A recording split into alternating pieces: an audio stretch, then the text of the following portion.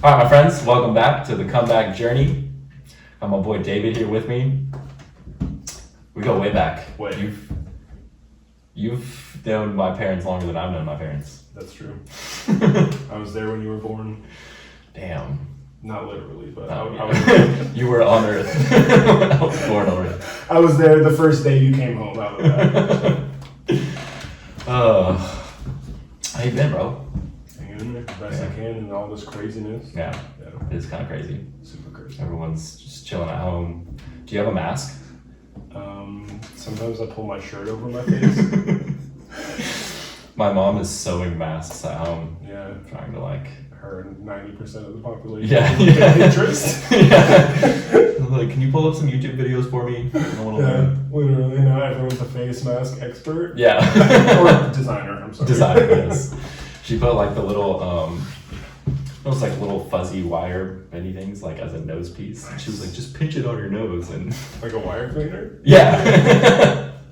Now that's creative. Yeah, for real. I was like, ingenuity right Yeah, there. right? All right, so a little backstory on your life. Did you grow up in San Diego? My whole life. Whole life. Mm-hmm.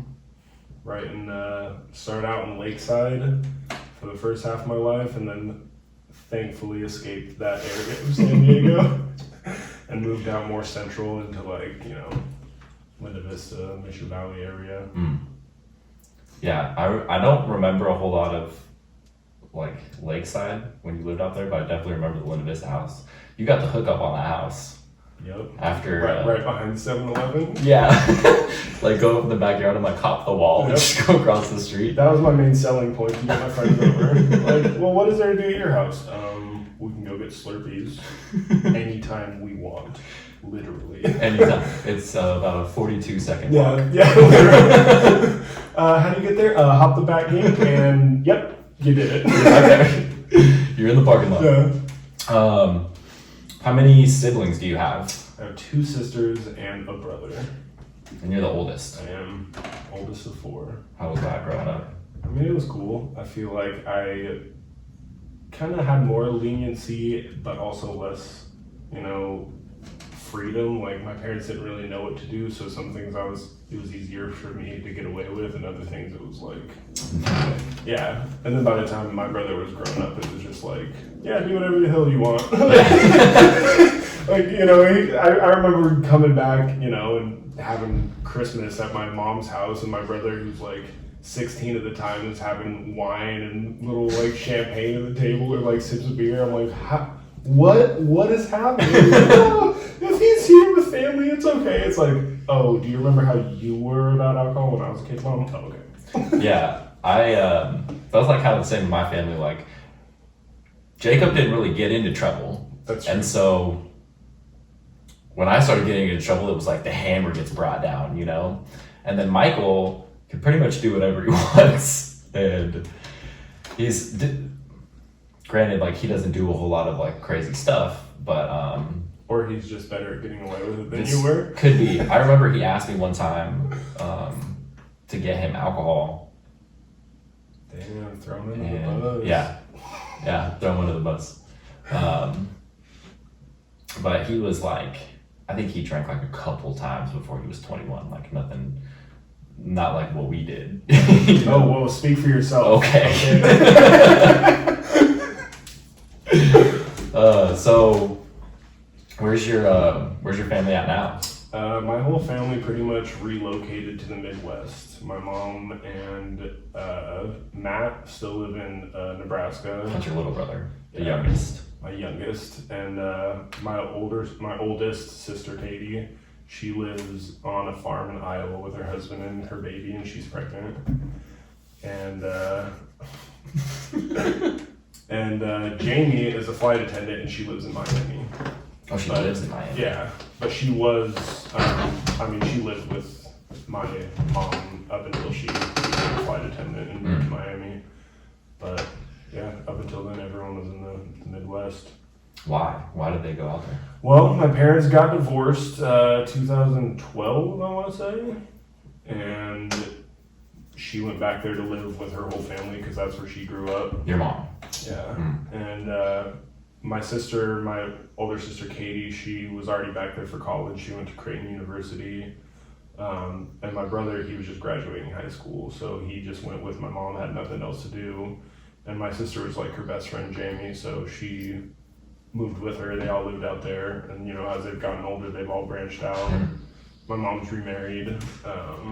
My brother runs a restaurant out there, and they're just kind of living their own lives.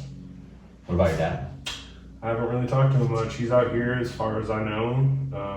But yeah, I just feel like some things were done a couple of years ago that forced pretty much all the kids in the family to kind of like distance themselves from him.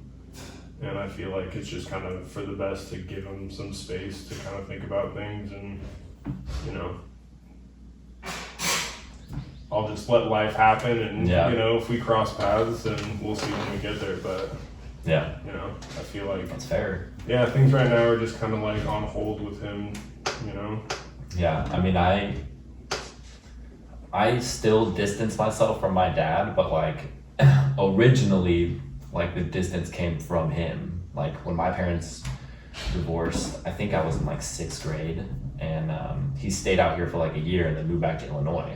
I like saw him like once until like when I graduated high school, so I didn't really like have, you know. So Yeah. after that, I was like, okay, you know, like my dad, I love him, but like I'm not his biggest fan, you know. Yeah, well, I mean, I feel like that was the same. Like my dad, all growing up, like he was there, but he was like pretty like distant. Like when he got off of work, it was just like, oh, he's too tired. Let him do his own thing and rest, and then he'd go to bed. And like, you know, it's hard to kind of explain how he wasn't there when he was, but it just seemed like he was always in our lives in a different room, if that makes any sense. Yeah.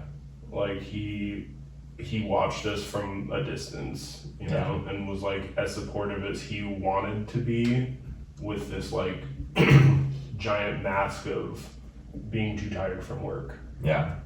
You Well, know? I mean, I can remember like going over to your house as a kid, and like I don't have a whole lot of memories of like that, like of being like hanging out with your family where your dad is involved in the memory. You know, Yeah. it's mainly like you and your siblings and your mom.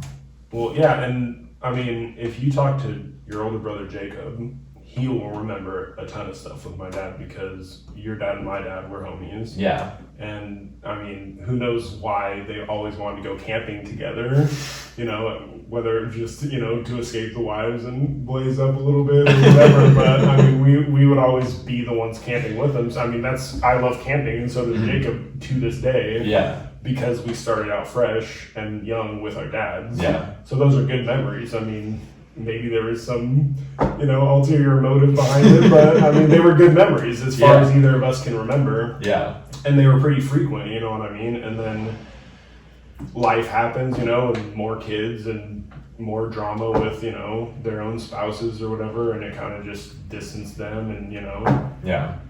we spent less time with our dads. And I feel like my dad took up video games, which was pretty annoying. He would get home from work and be too tired for anything but video games all night, you know? And it's like, maybe that's why to this day I hate Call of Duty and all those war video games, because Just negative association yeah, with it. totally. But I mean, yeah, I just feel like he was just so distant for our whole childhood that when our parents like separated, no one, you know, we didn't have to pick sides. I was already a grown up. I had lived, you know, outside of their house for years at that point. But, you know, I felt like there was just drama that made us fall on the sides. We didn't necessarily choose it. It's just like things happened that just made us want to back up our mom. Yeah. Because she was always there to back us up as a kid. Mm-hmm. And so that kind of just left my dad out of it, you know? Yeah, I mean, it's hard to like not want to back up your mom when she's like does everything, you know? So I feel like growing up, well, like when I got into like my late teens and like early 20s, like I wasn't, like I was around, but like not around, you know? And my mom would still do everything for me. And I appreciate it now, you know, but at the time I was like, whatever. But like, as I grow older, I realize like who, like she had my back for sure, like no matter what. And like, can't just brush something like that off. Well, yeah, I mean, we got some good moms. Yeah, moms are pretty cool. Your mom was like the only mom that could ground me or like put me on timeout as a child besides my own mom. She would just straight up spank you guys. You just tell your mom like, oh yeah, by the way, I spanked your kids. No big deal. So you had like a pretty unique, at least from my perspective, like school experience. You went to like a different type of school. Well, yeah. When I was in high school, I didn't live. I mean, I lived in an okay area, but the school that I was supposed to go to was not in a good area. So my parents wanted to keep me out of that school system, so we were just trying different things. My freshman year, I was homeschooled. I did not know that. Yeah, but my mom, she was a teacher at the time at a private school down the street, and she didn't trust me to be at home alone, so she would make me go do my schoolwork in the back of her classroom. She was a 5th and 6th grade teacher, so I was in 9th grade sitting at the teacher's desk doing my 9th grade homework in a school of like 5th and 6th graders. And so, that's when Jacob was going to uni, because he was right down the street from my house, and he would walk over a lot after school and hang out. Okay. And I got so bored one day in my mom's class that I was trying to just disrupt her class and make everyone giggle. I was a class clown, no matter what class you put me in. So I was just trying to trick the kids into thinking that I had accidentally cut my nose off. Just like taking a pair of scissors and, hey guys, push it, but like with an actual pair of scissors. Right. So I did that a couple times. I was getting a good reaction, but when I actually cut my nose off, that's when I got the best reaction. After I cut my own nose off out of sheer boredom, my mom kind of was more lenient on me hanging out at the house. Or maybe she just didn't need any more blood in her classroom. Either way. One of the two. Yeah, sure. So pretty much that year we decided that homeschooling didn't work for a kid like me. So I got accepted into High Tech High, but it was like their new school, the High Tech High International. It was pretty much the same exact school right across the street from the original High Tech High that was opening up. And so I got accepted into that, and it was a very weird school, for sure. How so? It was funded by Bill Gates and Oprah Winfrey. Really? Really. So, I mean, occasionally they would just roll through, like, in their Escalades. Super weird at the time, because, I mean, the whole school, I mean, we're just at lunch, and then everyone's freaking out because there's a giant SUV riding through, and Oprah's just sitting inside. But I feel like it was a good idea for a school. It was project-based, kind of like go at your own rate learning. It was a smaller school so that kids could really focus on like their creative sides and figure out like their passions and not have to just have a strict, curriculum to where you're doing this. You could kind of like, it was more open. But because of that, and because I was the first graduating class, they had no idea what they were doing. So I just remember a lot of classes being free periods and just being like, do whatever you want. Yeah, if you guys have other homework or if you guys just want to walk to 7-Eleven or the taco shop and grab some food, that was a ton, overall, I got the basics covered in terms of what I was supposed to learn, but I feel like there was a lot of stuff like in terms of counseling or other things to kind of help kids after high school that they didn't have in place. So like really we were just working towards a graduation, and then after that, unless you were super motivated and had all these dreams to like be a college kid, then you just kind of were left like, what now? Yeah. No one was there to like, oh yeah, like here, go do other stuff. Like everyone knew that like you were supposed to go to college after that, but like a lot of us didn't know how to. It was like, oh, okay, so we missed like a lot of the deadlines that we were supposed to because no one was on us. Like, hey, David, here's the schools that you told me that you want to go to. Here's the deadlines. Like, you should try to be on it. It was like there was nothing like that, you know. So yeah, I mean, it was a fun high school, but it was not the best in terms of getting me ready for anything after high school. Yeah. Did you, because of your unique stature, did you play any sports? Well, I don't like sports. I don't even like watching sports. I mean, I tried them, but, you know, it's not that I was bad. I wasn't great, but I mean, I just never wanted to put any effort or any heart into it because it wasn't there, you know, It wasn't for me. And then when I was a senior at High Tech High, I was walking out to lunch.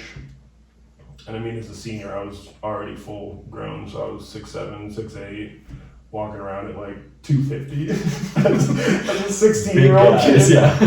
And I'm just walking out to lunch, and there's a bunch of people huddled around these workout machines, and one of the dudes runs over to me like as fast as he can. He's like 6'5", but super skinny. He's like, hey, have you ever wanted to do competitive rowing? Like, I have no idea what you're talking about right now. He's like, come over here, we have free pizza. And like, of course, I was like, okay, as a high school kid, like, yeah, I'll take some free pizza. So I go over, and I, come to find out it was an erg, one of those rowing machines that they have at the gym. And he was like, watch me do this so that you can copy my form, and then I want you to sit down and just do what I'm doing for 1 minute and just see what you think about it. Okay, sounds easy enough. So I watch him, I get the idea, I sit down, and I just start going as hard as I can, just trying to impress everybody that's around me, trying to, whatever they want to see in me, I want them to see it. Right. And they're like watching the numbers, and they're just looking at each other like, is this kid for real right now? And so I get off, and he's like, yeah, so you're already just in raw power. You're up at our varsity level right now. He's like, with a little bit of coaching, we could get you varsity within 1 year. And I mean, I didn't know what that meant. Yeah. I was like, oh, cool. Like, I'm not really interested. Where's my pizza? And he was like, we can get you into college. And I was like, how so? He was like, well, rowing is a humongous sport and blah, blah. All these colleges want you, and you're everything that they're looking for. Let us train you. Like, pretty much like, be our weapon. We will. We will. Yeah, I was like, oh, okay, yeah. So I started doing crew. I told my parents, I was like, hey, this is a thing. Can I maybe try it out? So I did like a little summer program, found out that it was pretty cool. There were some cute girls that were there too, so I stuck around. And then I signed up, and I did crew for a year in high school, and ended up being really good at it. And it was really fun. We were winning a bunch of races. We were traveling the country. But I mean, I was in it because of the fun.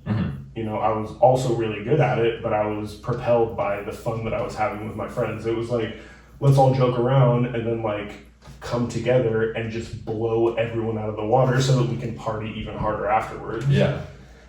And so I thought suddenly I liked the sport and I was good at it. And so then I ended up being recruited to a bunch of colleges, but still didn't like sports enough to want to commit super hard. So I ended up moving up to Orange County for a year. I went to a college called Orange Coast College, which had a rowing program that would compete in the Pac-10. So it was a higher quality, higher caliber rowing program at a lower, pretty much caliber college. So I could go up there and not really take it super seriously, but see if I liked it at that serious of level. Right. And that's where I decided I absolutely did not. Once you pulled the girls away from it, and once, you made it, the only focus of your life, that it took all the fun out of it, And when you took all the fun out of the sport, that's the only reason I was in it in the first place. So then it was just what made me have to get up at 5 o'clock every single morning and go get super cold inside the bay. so I just kind of stopped doing crew. Just because my drive wasn't there, you know? Yeah. And I mean, realistically, we would have people come in and talk to us, you know, Olympic rowers and people that had been in the sport for a long time, and they were all poor and sad. And they were like, yeah, like, this is a cool sport. And yeah, but we live with our moms, you know, like we were in the Olympics, but that's our life, you know what I mean? Like, we go to the Olympic training centers, we train all day, every day, we don't get paid, we don't have enough time to do other jobs. Like, this really is our life. And like, I wasn't about that, you know? It's not like I'm gonna grow up and become a professional rower and then have millions of dollars and be famous. Like, I would literally grow up to still live with my mom and maybe go to the Olympics. So yeah, because you know, like, a lot of those competitors in the Olympics, like, they don't make any money. Well, I mean, especially rowing, like, it's in a boat full of 8 other dudes. You're not a standout, you're not a standalone, you're just good point. part of a team of a sport that's not really that big in the United States, where we pay our athletes a lot, you know what I mean? So it just wasn't for me in the long run. Yeah. It was fun while it lasted. Those few years of... Yeah. So in Orange County, did you move back here after you decided you didn't want to continue with the rowing? Yeah, pretty much. I mean, I took a bunch of courses, but really, I mean, I grew up kind of in a strict household in terms of partying and, I don't know, being a bad kid. Mm-hmm. So when I grew up and I had the freedom, you know, I moved out. I was fresh 18 years old, but I had an apartment in Orange County, super close to, you know, Newport Beach and Huntington Beach. I was partying all the time. Mm-hmm. Like, I mean, no one could tell us no. No one could say, like, hey, David, it's not a good idea for you to get super drunk and ride your longboard all the way into Huntington Beach at 4 o'clock in the morning. And then, like, just no one was there to say, like, no to that. It was just me, like, hey, we can go cruise down, you know, the boardwalk right now when no one's there and, you know, get drunk and whatever. And so that's what we did. And there were some times where I would have teammates show up to pick me up for practice and I was still partying from the night before. They're like, dude, just grab your stuff, let's go. I'm like, really? Really? And they're like, yeah, dude, come on, it's just put down the beer, come on. I'm like, really? You know, so it just really didn't work out. But yeah, I mean, it was hard to focus on school, you know, once I had given up on crew, because I felt like they went hand in hand and I was having more fun partying, you know what I mean, than doing any school. So I mostly was going to school just to meet people and to, like, recruit people for my parties. But I didn't really care about the outcome of the classes, you know what I mean? So a lot of them I just withdrew from or failed out or whatever. I got a couple transferable, you know, credits of classes that I was somewhat interested in, a couple psychology courses, but mostly it was just a year of me partying and figuring out that, you know, crew wasn't for me. Yeah. And then I moved back to San Diego. When you moved back, did you move back in with your parents, or did you? Okay. Yeah, I lived with them for a little under a year, just while I reestablished and got some jobs down here and was able to move back out. And then I got a job working at Kobe's swap meet and was able to move out and got an apartment in Point Loma after that. I remember that With apartment. one of my coworkers, yeah.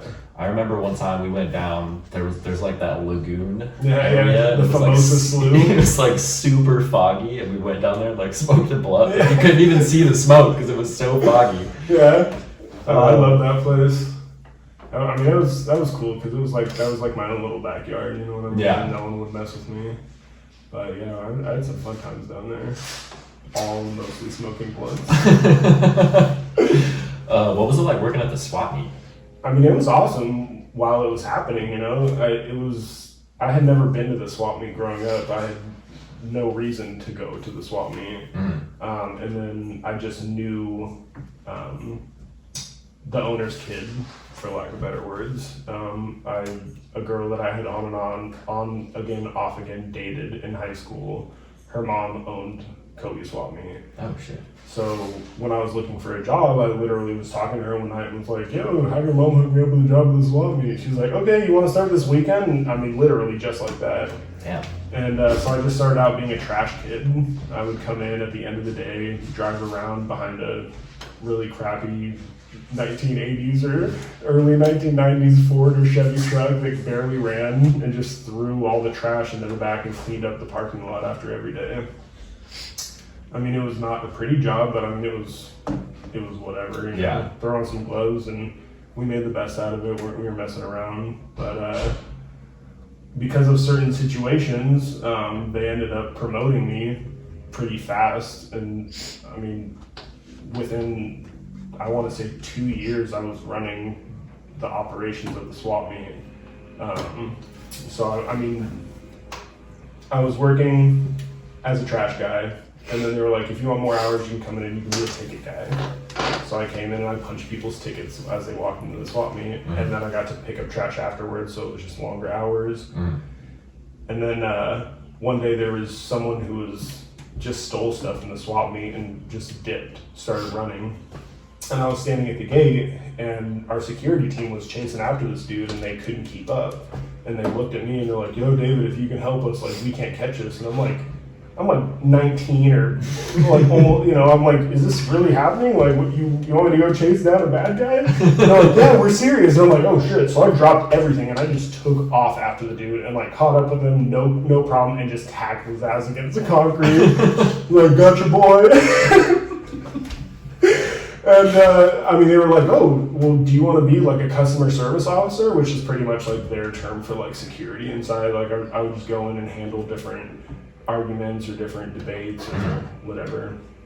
And then after a while, they realized that I was pretty efficient with how I did things. So they made me the efficiency operations manager. So I pretty much learned how to do everyone's job at the swap meet.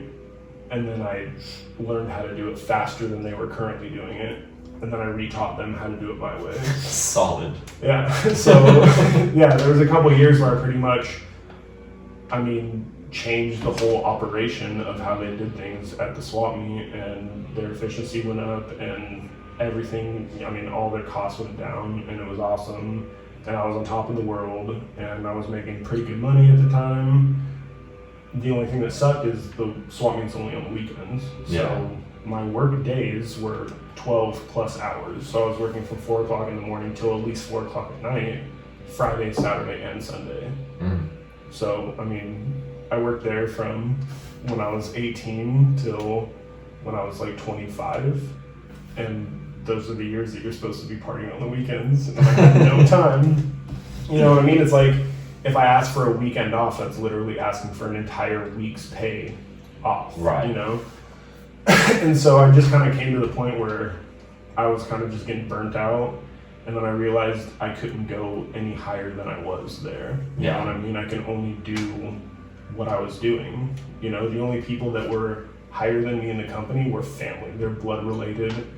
They make more money because it's family watching out for family, right? And I was never going to be that. So I started doing security for the Tilted Kilt. Oh yeah, I remember that. Yeah. That was Mission Valley, right? Yeah. And that got me into the whole service industry, and I mean that got out of control. How so? Well,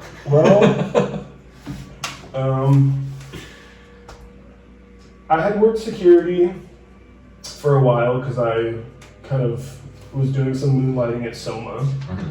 As pretty much pit security. So if the pit was getting too crazy or if a giant fight broke out, I was a guy who would run in and put themselves in the middle of the fight to break it up. So I mean, I was used to violence and I was used to, you know, being able to handle myself, but then working as head of security at a bar, especially one like the Tilted Kilt, where people come out to be creeps and to creep on the cute girls that work there. I mean, I just saw like a whole different side of like how people are supposed to act, you know what I mean? It kind of caught me off guard, you know, like how some people act to people that they don't even know, or things that they would say to people that they don't even know.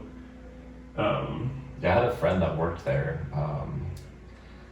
I don't know if she was Leah. there. Yeah, Leah. Yeah. And she dated one of my friends for a little while. And her and I were like pretty close years ago. And she would just tell me like, man, these guys that come in there are scummy. Like a lot of them are just like no good intentions at all. They just want to come in there and like creep on people. Yeah.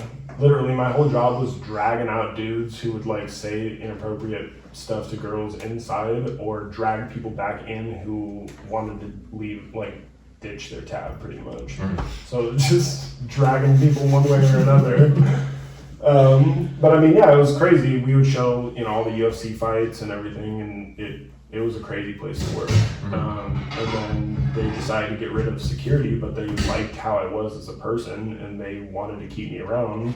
And the only thing that you could do was, be a busser, barback, or a bartender. So they trained me how to be a busser and a barback, so I could kind of learn everything, because I'd never been in the service industry before. I went from managing a swap meet to working at a bar restaurant. And so I learned how to do that, kind of powered through that for a couple months until they were like, yeah, we want to promote you to be a bartender. So then I just learned they taught me how to be a bartender. I didn't take any classes or anything. I just watched, them for the time that I was bar backing. So I kind of already understood what they were doing, and they just taught me how to make all the drinks, and I started being a bartender. So I was a bartender from then up until, I still bartend on and off, but I'm not like a full-time bartender anymore. Yeah. But yeah. So throughout all this, like when you moved back to San Diego and you were working these different jobs and all that, was the partying like still in effect? Yeah, definitely. Because there was just times, the house that I grew up in ended up being foreclosed on. So my parents moved out of that house, and I stayed there until the bank actually took it. Which was quite a while. Yeah, we didn't expect it to be that long, but yeah, it turned out to be like a year almost, I want to say, that I just stayed in a house free of rent. All I had to do was pay the utilities. But yeah, it was a big, 5-bedroom, 3-bathroom house with a giant backyard, and I would have parties all the time. And yeah, had I known how long I would have been in that house, I probably wouldn't have partied so hard, or I would have cleaned up a little bit better after the parties. Because it was just one of those things where it's like, oh yeah, you want to get super drunk and punch a hole in the wall? Do it! It's like, I'm thinking like, they're going to come and kick me out the next day. Who cares if there's holes in the wall, you know what I mean? But then, you kick in all the bathroom doors and you punch holes in every single wall, and then literally for a year I lived in a house where the tiles are ripping up because there's beer that's stuck to them, they get stuck to your feet, and there's holes in all the walls. And I had like a little pellet gun at the time. I would just sit there and just like shoot my wall while I watched TV for fun, because I was like, I really didn't care. Yeah. So I literally, it was really gross, but it was awesome at the same time. How old were you when that was? That actually was right when I came back from. So I lived with my parents. No, I came back and I lived in that house when I came back from Orange County. Okay. I lived in that house, and then after they took the house, that's when I had to move in and stay with my parents. Okay. It wasn't when I came straight back from Orange County. Okay. I always forget about that. Yeah, it was a weird time. It was, because like I remember going to that house like as a kid and like hanging out over there, and like had like the trampoline in the backyard and like all that, and then I would go there for like some of the parties, and like you had like a little, like right by the back door, there was like that little in the cut area. Yeah. People would go there and smoke. You could like hot box like this little hallway.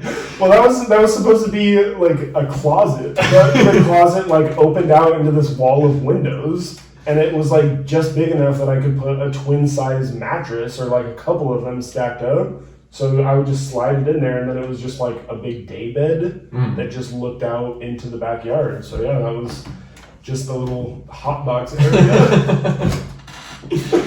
All right, so back to like the Tilted Coast. So like after How long did you work there at the Tilt to Kill? I worked there for 6 years. 6 years. Uh-huh. A long time. Yeah. Well, I mean, I did security for 1 year, and then I did my busing and bar backing for another almost a year, and then I bartended there for four and a half pretty much years. And then while I was doing that, I was also their promotions manager.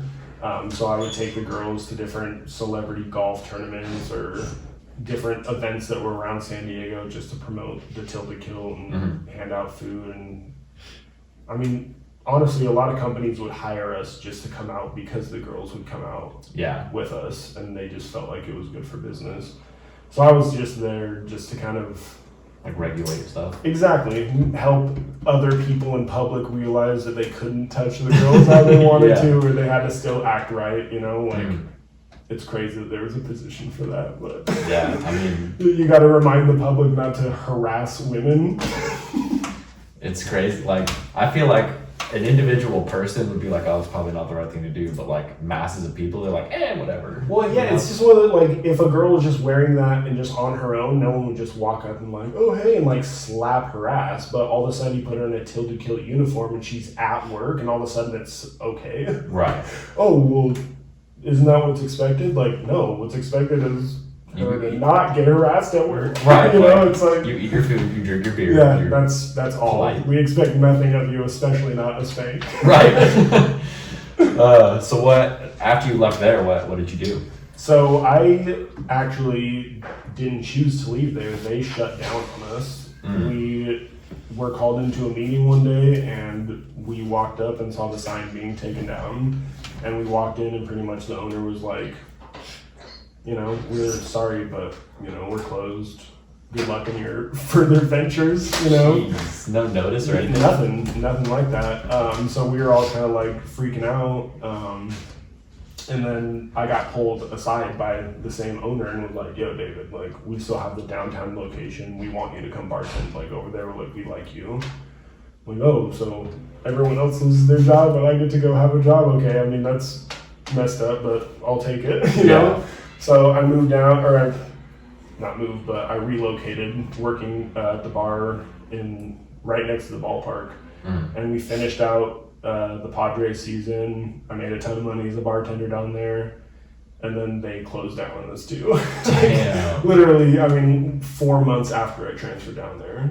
And it's like, I mean, it was cool to get that extra 4 months of work and be able to save up. But at the same time, it's like, why didn't they at least let me know? Like, hey, you know what I mean? Like, this is going to be a temporary thing. Yeah, we can help you for a little bit while we're, you know, but we're going to close, you know. I didn't know if they just didn't want me to tell anyone, but I just wish they didn't make it seem so permanent, you know what I mean? Like, they made it seem like, oh yeah, we're not shut down, everything's all good here.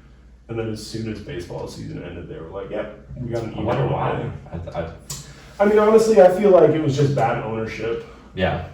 I feel like the owners didn't do enough in terms of marketing, and they also used it as their own like party house. You know, they had different clubs that they ran in San Diego, and they would always show up and everything would be comped, and they would just be, you know, drinking all the beer and eating all the food and comped out into the manager's tab, you know what I mean? Yeah. So a lot of the business that we were supposed to have, we weren't getting because it was all for free. And a lot of the business that we could have been getting, we weren't getting because they didn't care enough about marketing. Yeah. You know, so. The downfall. Yeah, I just feel like in the end they didn't really care enough to try to salvage anything. They just kind of, you know, rang it out for as much as they could and then just kicked it to the side. Yeah. And got out. That's unfortunate. That's a lot. I mean, 2 full restaurants, like, that's a lot of staff to lay off. Yeah. One, but yeah, I mean, they didn't really care about that. I mean. Clearly. Yeah. I mean, there was no heads up, there was nothing. But I mean, luckily, a buddy of mine was managing on the border restaurant right across the street at the time. So right when I was out of the job, they were looking for somebody for a bartender. So I just popped over there and bartended there for a couple of years until I just really couldn't take management there anymore. Yeah, it's crazy that like you can have a job that's like super cool and you love it a lot, but if the management sucks, so bad. It's. I mean, I liked everybody that I worked with. It was not a problem whatsoever. I did my job. I mean, above and beyond what I felt like anyone else did, or even what I was supposed to do. And management would always figure out a way to single me out, or use me as an example, or pull some whatever out of their hat. And I didn't feel like, I worked there for over 2 years, and whether or not they didn't like me when I first started, I feel like the general manager kind of always resented me because she didn't like the manager that hired me. And because we were friends, she just associated me with him. Yeah. Even though, we're not the same person. Like, we're friends, but right. We're not the same person.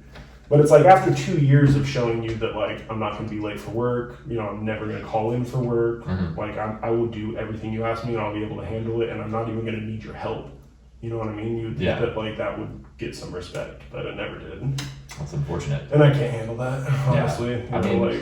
There's that, like, where you're doing your job and, like, you don't get recognition, but it's like there's maybe there's like a whole lot going on, and like it gets overlooked once or twice, that's fine. But like after so many times of like, or a couple of years of like going to work and like not only like not getting recognition, but like being like targeted, that's got to be draining. Yeah, it wasn't even that I wasn't getting recognition. I really don't care about that. Like, getting recognized doesn't make me make more money. Like, I don't care at all what the manager thought of me. I had my own regulars. I was making awesome money in tips. I knew my drinks were good. I knew my service was awesome. I had no complaints from the people that were paying me whatsoever. Everyone that I worked with had no problems working with me. It was super simple. It was just her going out of her way. Like, for example, she would make an issue about my plugs. You know what I mean? Like, I worked there for 2 years. At first, it was never an issue, and then all of a sudden, I'm not allowed to wear plugs anymore because what? But there's other people there that could wear plugs. So it's like, but just like, why can't I? But other people, like, I couldn't understand. Makes no sense. And she would never have it if I even tried to talk to her about it. Like, oh, well, how come he's allowed to wear plugs? We're not talking about this. Literally, that's what I would get after working there for 2 years. Like, excuse me, David, you need to take your plugs out. Why?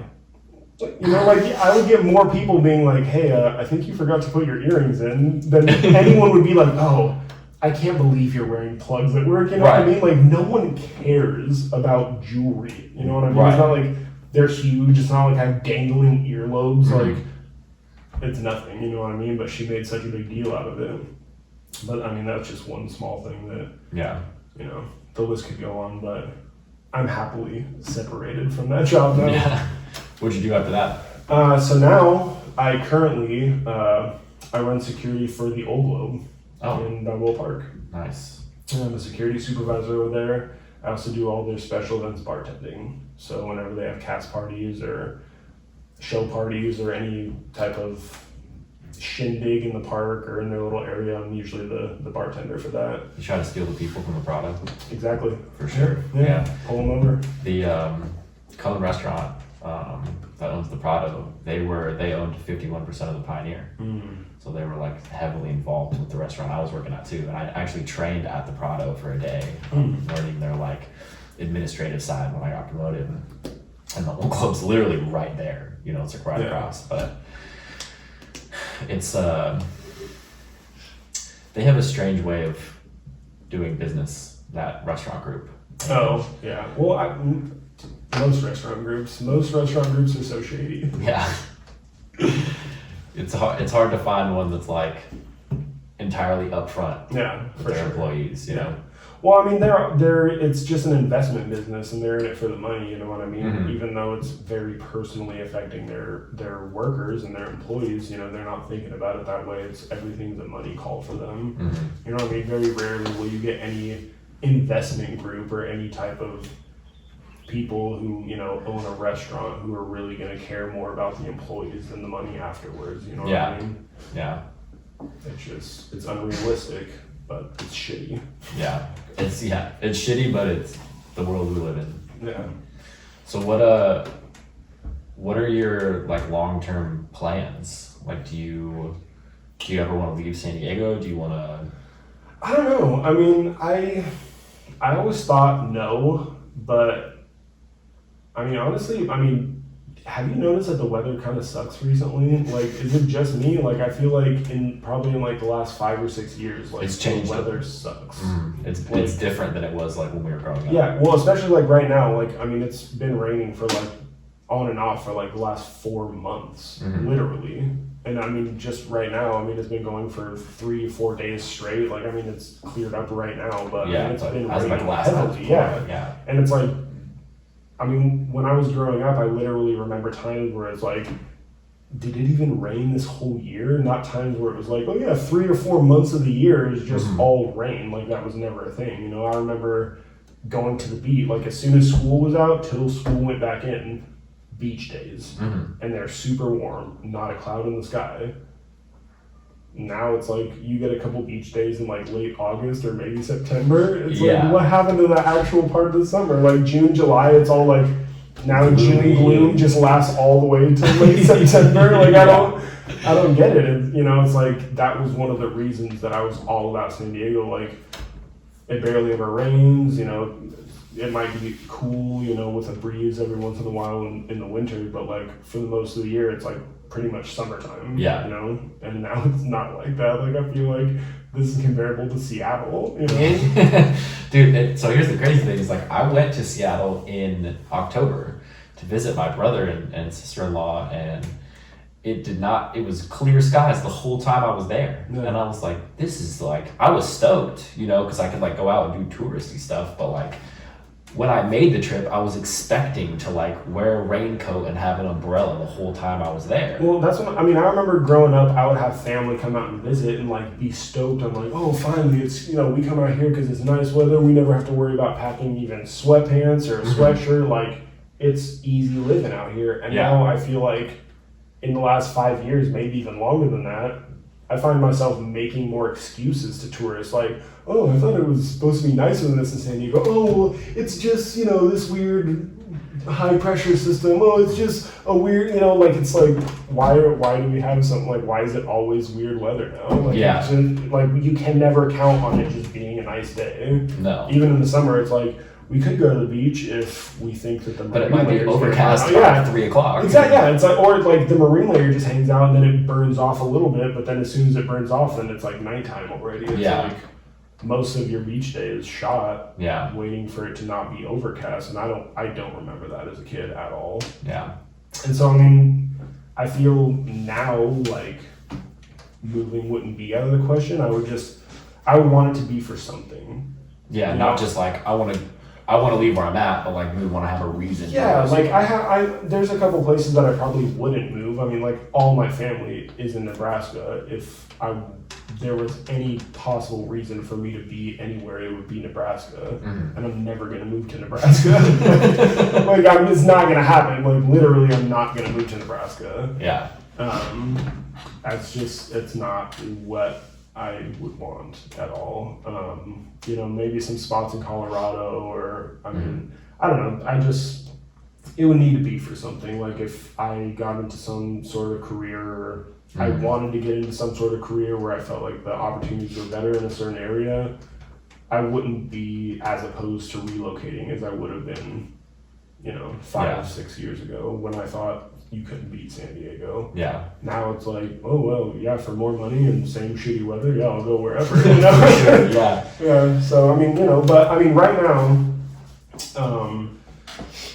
I mean, I'm hoping that I can move into the director of security for the Old Globe, because there's one guy that's above me in terms of jobs, and the difference between that is he's on salary, full health. He makes a good amount of money, you know what I mean? Like, he's the director. He is the top guy in terms of securing all the shows and all of, you know, the Old Globe Theater in Balboa Park. And he's talked to me about, you know, me taking over his job because he's looking for something else. And I feel like, you know, that would be awesome. I mean, I know that I'm good at security. I know that I'm good at managing people. So if I could be on top of that and I could be the one in charge of managing the people who were securing the building, I feel like that would be ideal, you know what I mean? Then I would be working in Balboa Park, you know what I mean? It doesn't really get better than that in San Diego. So I mean, at least for now, if I could land that, that would be a solid, you know, I would probably want to stick around there just to see what would happen. Yeah. Is that like a standalone entity? The Old Globe? Is there, they don't have, there's no other like partnerships or like other locations or anything like that? No, so the Old Globe is, I mean, it's in Balboa Park, so it's part of the Balboa Park, but it's its own thing. And we're like one of the biggest theater companies on the West Coast. So I mean, we're honestly up there with like Broadway and stuff in terms of the amount of shows that we can do, the amount of people that we bring in, the amount of impact that we have in the community. So I mean, a lot of people think it's just a small theater, but I mean, it's a big deal, and the people that come through to watch the plays are the biggest deals in San Diego. It's, you know, it's all the biggest philanthropists and all the biggest business people in San Diego, you know, because the Old Globe is nonprofit, so we wouldn't be able to run without donations. So all the people keeping it going have money. Yeah, you know? And I didn't know that it was a nonprofit. Yeah. It's all nonprofit. So I mean, literally, we put on all of our shows because of fundraising and donations. Damn. Yeah. That's a cool system. Yeah. That's like that makes me respect it even more than like just the enjoyment of like going to a play or going to a show and you know, interacting with people and seeing this amazing event. It's cool that they're like, it's a nonprofit and they're not like money hungry, greedy people. Well, no, and I mean, we have like full, like we have an arts engagement whole sector where pretty much we send, you know, some of our actors and we go do stuff in like prisons and like, you know, kind of low income neighborhoods so that we can bring theater to them. Like, you know, you think that guys in prison are expecting to see a full, you know, Shakespeare play? No, but they do, and they're all about it, you know what I mean? Like, they go from seeing nothing like that to like, they can actually sit there for 2 hours and relax and watch art, you know what I mean? And like, it's huge for them, you know what I mean? And that's like one of the biggest things is like, we want to make theater matter in all of San Diego and, you know, as far out as we can. So we're constantly doing things to bring the community into Balboa Park and into the theater, and also to put the theater into communities where they have not, you know, nothing like that. I feel like, at least like me knowing you, like the art side of it speaks to you a lot too, because I remember like one vivid memory I have is your bedroom door as a kid, like always like drawing like cool stuff on it, and like there was always that like artistic talent. Yeah. You know, is that? Well, I mean, I haven't really done anything artsy in a while. Like, I mean, I love art, I love music, I love photography. I mean, I love it all, and that is why I love working there, because, you know, even though it's a lot of actors, there's, you know, we have the stage crew they're painting the stages and they're building everything. Like, it's everybody, they're all artists in some way coming together. So like the type of people that are there, they're very free spirited. It's really a cool place to work. You know, everyone's an individual. You know what I mean? It's not like everyone is trying to be something while they're at work. They act how they want, they do what they want. I mean, I feel like being in security, I have to be the most kind of cut and dry out of everyone, you know what I mean? Even though that's not how I am outside. Like, I'm totally silly and I'm weird. But at work, I can't be, you know, I have to be serious. And, you know, the people that know me at work, they know who I really am. But for the most part, like, if you caught me out, you know, at work and you didn't know who I was, you would just think, like, I'm not going to mess with that dude. Right, for sure. Yeah, so it's like, but that's just kind of like who I have to be because of my position. Yeah. But yeah, I mean, I really do like working there because of the people that I work with, and because, yeah, I mean, it's awesome to be able to be in, you know, the arts without really being an artist. You know what I mean? Like, I have, you know, artistic inclination. Yeah, exactly. Yeah. But I mean, I wouldn't really label myself an artist yet. You know, I don't know. I mean, who knows what is to come in the future, or how long this whole, you know, pandemic is going to last. Who knows? After a while, I might get stir crazy and start finger painting or something. I'd be down for a finger painting party, brother. Yeah, I mean, I'm just saying, we might just discover that we're super talented finger painters. Yeah, this whole pandemic is like really, I feel like there's like people are reacting in a couple different ways. Like either one, they're freaking out, or they're like taking the time to like really like be with themselves and like try to figure out what is important, what they want, what they need. And I'm trying to skew that way and like really figure out, you know, what is important to me. Yeah. And this like I worked at Costco for like 2.5 years, and in December, the end of December, I quit, and I don't really have a backup plan. I was working at the Pioneer and Costco, both jobs, and I quit the Pioneer last summer to take a job at OG's Pizza as the AGM, and I was doing Costco and OG's, and then just shy of 3 months into OG's, I go in for my shift one day, and the owner's like, "Here's your last check. We can't afford to keep you on the payroll." And I was like, well, Thanks for shit. hiring me. Right, you know? Like I was there for a month, and then they gave me a raise, and then like 6 weeks later fired me. And I was like, this, I know. Well, to come to find out, they had, shortly after that, they demoted the GM and put the owner's daughter in the GM spot. So I was like, dodged a bullet, glad I got out of there. And then somebody at the Pioneer texted me and said, "Hey, please come back." And I was like, okay. So I went back, and I was previously bartending and serving. And I was like, I want a management position. So I ended up getting that. But before I knew that I was going to get the management position, I quit Costco because I was just miserable every day, you know? And then I got the management position, and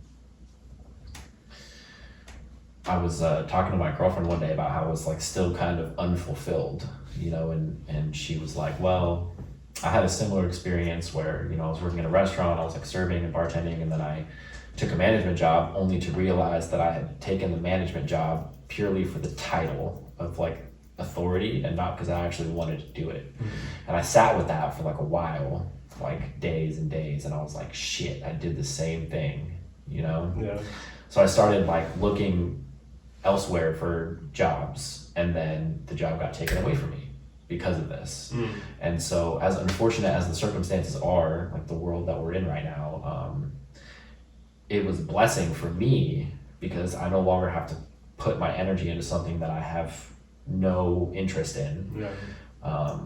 And I can, like, I just signed up for a course to get my real estate license. I don't really want to be a real estate agent, but I want to learn that industry. So it's given me the opportunity to like kind of expand my horizons and like learn some things that I either have been like making excuses about I don't have time to learn it, or like I didn't even know I wanted to learn it. And yeah, I feel like, I mean, from my work experience, because I've managed a couple places and I've, you know, supervised a ton of places. So I mean, I like being a manager, not because of the title, but because I honestly feel like I am great at it.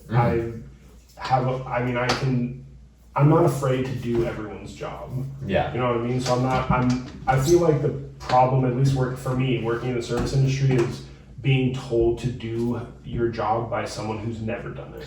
Right. You know what I mean? So you have, you know, super old managers who are super old school in how they manage, but maybe they were a server 30, 40 years ago, you know what I mean? But things are different. You know what I mean? Or maybe they've never been a server, like maybe they managed somewhere else and then they just came in to manage a restaurant.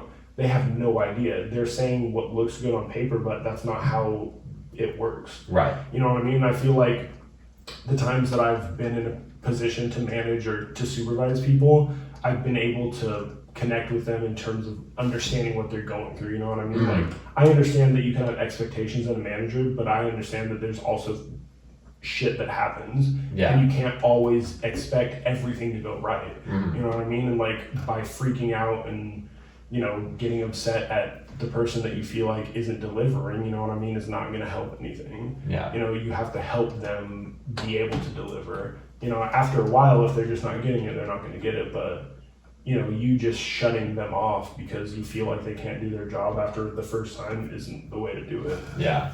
So I think that's an important point. Like I've had pretty much every position in the restaurant industry. You know, I've been a host and an expo busser, line cook, prep cook, all that. You know, I think that makes me well equipped to be a manager in a restaurant. One, because I feel like I can like talk with people clearly, and like I'm not gonna be aggressive or confrontational, and like I can connect with people, like as you were saying.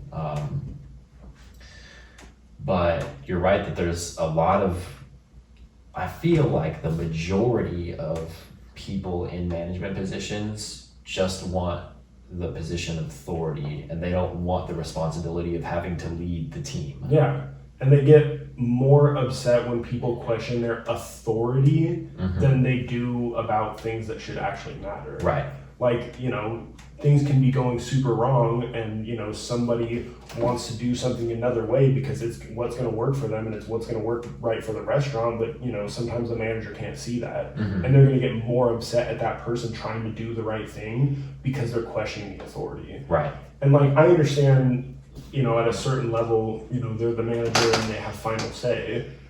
But that's, you know, managers aren't perfect. Right. They don't know everything. They don't. And they need to realize, like, when they need to, like, pull off and maybe even try to learn something themselves. You know what I mean? So, I mean, I just feel like, yeah, a ton of people get in.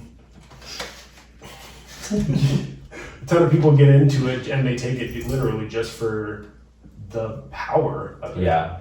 And then they just, you know, it doesn't really matter if they're doing what's best for the company or even what's best for them. It's just what feels the most powerful. Yeah. You know, and that is what's wrong with a lot of management. But I want to be a manager because I feel like I would be good at it, and I want to be a manager for a different reason than to just have power. Right. I feel like it's being in management, like any management position up until like owner or CEO, you have a unique opportunity to learn from and guide the people below you, and also do the same with the people above you. And so you're getting it from both sides, you know, and it's a cool position to like learn and give and teach at the same time. Yeah. Yeah, I mean, yeah. I just feel like all of my problems, not even being a manager in the restaurant industry, have been with managers that are just power tripping and not trying to help me or their own restaurant. Yeah. You know what I mean? And I feel like it's important that we put, you know, and it's also hard. A lot of those managers that are put in that position, they're put there by the owners because they're yes people. Yeah. They're people that literally, whatever the owner wants, they're, oh my God, yeah, let's do it. Even if, once again, it's not the right thing. Because a lot of times the owners are the same people. They're investment people. They have an idea, a super perfect picture in their head of how they want things run. But if no one tells them like, oh, well, actually, this is how it needs to happen, they'll never understand. Right. They'll never be able to, you know what I mean? They can see it over and over and over again. But unless they have someone that they trust to tell them like, oh no, actually, this is why it's not going to work, they'll never see it. Yeah. And so many of the times you have managers that are afraid of the owners. Yeah. I mean, you working in the industry, how many times, like, you know, they know the owners are coming in, so all of a sudden everybody scrambles. Cleaning, like, oh my God, we need to do this, and everyone, oh, we have drink runners, and everyone needs to be perfect. It's like, that's how it should always be running. Right. You know what I mean? That's how it should. If efficiency is key in restaurants, like if you try to run more efficiently when just the owner is there, then what are you doing when he's not? Yeah. You know what I mean? But like they do it out of fear, and like once again, like that's the manager, because the manager is spreading that fear because they're making it known that they're afraid. Right. So it's like if the whole restaurant thinks that their manager is afraid of a dude, then why would they not be? Right. You know what I mean? If this person can come in and just fire the manager on the spot, then you're nothing. You know what I mean? You're even more so like, oh, get out of here! I don't need you for the day. So it's like they're the people that spread that fear. So I feel like if they have good communication and they know that they're good at that job and they understand what they need to do, communication fully opens up. No one's afraid of anybody. Everyone's working because the better and the harder they work, the more money they're going to be getting from tips. You know, like it all. The better you work, the more money you're going to make. Always. Yeah. You know what I mean? And people are difficult because they're treated difficult. You know what I mean? Like, there's stupid rules and there's certain things that are expected of them, so then they're difficult whenever they can see. You know what I mean? It's pettiness, even though people don't want to call it that. All over the place. It's petty this, petty that. And that's petty. Oh, pettiness, man. And I feel like it's like it's an amazing thing when you like work somewhere and you have this like fantastic team and like management is great and everything is like going smoothly, and then like if you've ever been on the opposite end of that where like it's just like very abrasive and it's not like a cohesive unit, like it's night and day. And when you can find a spot where everything works together, like obviously as you said, nothing's going to be perfect every day, but like when there's that open communication and you can rely on your team members and the people above you, the people below you to like have your back and like stick up for what the individual people need and for what's best for the company, like that's a spot you want to be in. Yeah. Well, yeah, and a lot of times, you know, they don't, I mean, as part of the manager, like you need to make sure that your team is running well. So if there's someone who's preventing your team from working together, it's your job to figure that out. You know what I mean? Whether it means finding someone else to replace them or just figuring out why they're not working there, maybe transferring them around or just talking to them about like, what aren't you understanding? But I feel like a lot of times, you know, managers are hiring their friends or whoever, you know, looks good on a resume, whatever. But I mean, it's so easy to lie on a resume. Right. Yeah. It's literally, you know, it's a lot of it being a manager is, you know, just actually doing the work to figure out what's best, not just, you know, what's good on paper and, you know, hope that it works out. Yeah. You know what I mean? And if you want to do it that way, you have to play a more active role in making sure it works out, not just, let's just hopefully they work themselves into it. Like, help, you know what I mean? Yeah. Like, you're hiring them and you are not sure, help them. Yeah. You know? Man. I'm just like replaying all of these like shitty situations in my head with the management, you know? Well, yeah. It's a trip, dude. That's why, I mean, the service industry, it's fun, but I mean, I feel like now that's why I'm kind of distancing myself from it. Like, I want to go more into, I mean, right now, any management position, but I mean, right now at the Old Globe would be ideal. Just because, yeah, I feel like the service industry is, I kind of had my time in it, you know. I learned what I did, and I appreciate what I learned from it. But it's a roller coaster, you know, especially as a bartender. You know, sometimes money's super awesome, and you know, you get unexpected tips, and you're rolling in it, and then literally the next month at the same exact job, you're barely making ends meet, and it's like, just it's all random. Like you can never expect anything. Unless you're super good about budgeting yourself and like setting yourself up for the future, which I am not.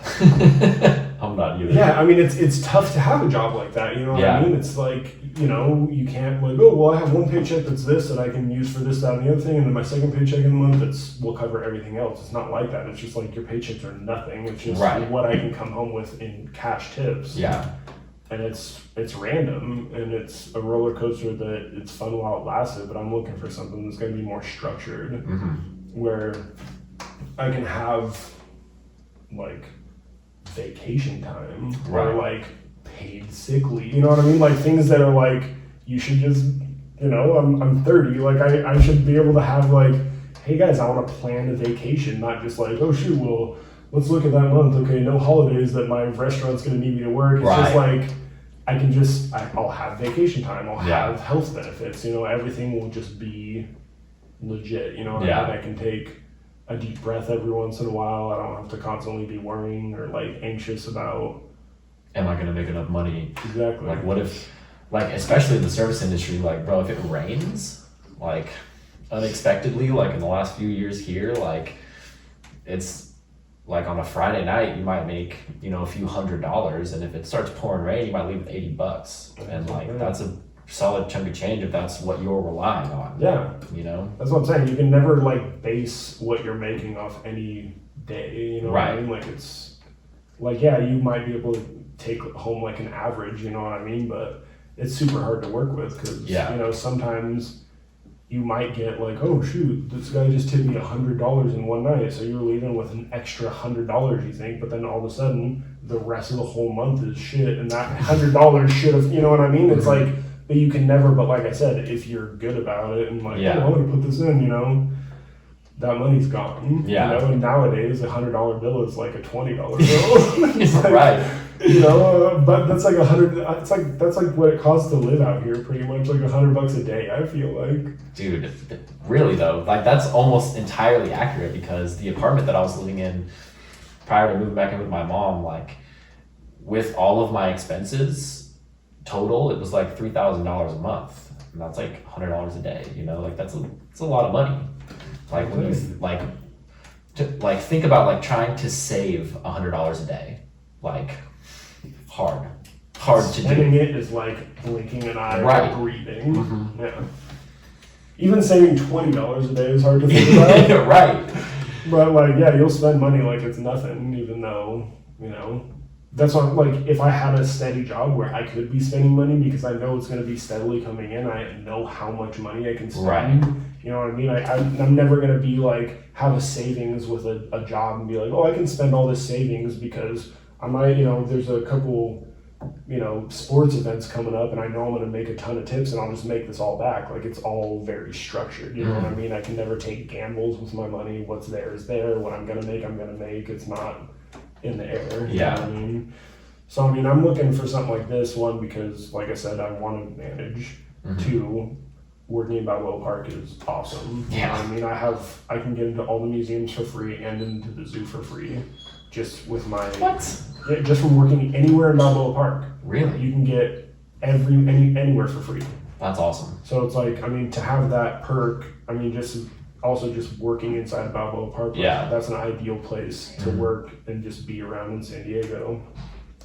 But three, I mean, I feel like it would set me up in a position where, like I said, it would be more structured. So if I wanted to go back to school or take a couple classes to see if my interest was piqued in another area, I could do that. Right. It's not gonna, you know, like, yeah, working in the industry, you have time, but it's never the same time. Like you only work, you know, 20 to 30 hours a week, but it's, I mean, unless you work at a place where it's like, yeah, every single day I work 9 to 5 as a server, that's not really a thing. It's like, oh, you know, Thursdays I work, you know, sometimes early in the day, sometimes I close, Fridays I close, Saturdays I close, Sundays sometimes I open if there's a game, sometimes I close. It's like, it's all over the place. Right. And so it's like, when your life's like that, it's hard to have a structured class that you also have to, you know, deal with. So, I mean, I just want something that's like, you know, I have the weekends off, or I'm going to have, you know, every day after 4 o'clock. I'm completely free or whatever. And I have a savings and I have all this, so I don't need to worry about like, oh, can I pick up this other shift? Can I go do whatever? I can just spend it on whatever it is that I want to focus on. So then with that, you know, I'll be working, you know, the Old Globe is a good place to work. Everybody there in upper management makes a good amount of money. They're all super happy. So, I mean, I wouldn't be opposed to staying there, but I feel like ultimately it would give me kind of the peace of mind to realize if that's what I wanted for the future or if I could branch off. Right. So that's, you got to get there and find out. Exactly. Cool, man. Yeah. Well, this is a lot of fun. I learned a lot of things about you that I had no fucking idea, and I've known you my entire life. Yeah. All right. Well, we'll wrap it up. We should do this again soon. Like hang out, maybe another podcast, but like for sure hang out. It was cool to like run into you, Albertsons. I'm glad I did. Yeah, I'm always down to chat, man. Cool. All right, guys. Peace out.